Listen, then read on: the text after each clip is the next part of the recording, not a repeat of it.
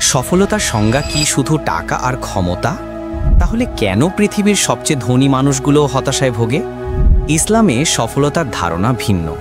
এখানে সফলতা মানে শুধু দুনিয়ার জীবন নয়, বরং আখেরাতের জীবনের সফলতাও এর অংশ।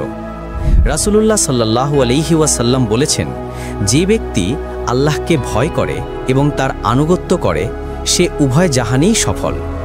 আসলে সত্যিকারের সফলতা তখনই আসে যখন আমরা আমাদের জীবনের উদ্দেশ্য বুঝি। আমাদের উদ্দেশ্য হলো আল্লাহর সন্তুষ্টি অর্জন করা। যখন আমরা আমাদের সব কাজ আল্লাহর জন্য করি, তখন আমাদের সব কর্মই ইবাদত হয়ে যায়। সুতরাং শুধু দুনিয়ার পেছনে ছুটলেই হবে না, আখেরাতের জন্য প্রস্তুতি নিতে হবে। এই দুটি জীবনের মধ্যে ভারসাম্য রাখাই হলো সাফল্যের আসল সূত্র। আল্লাহ আমাদের সবাইকে দুনিয়া ও আখেরাতে সফল হওয়ার তৌফিক দিন।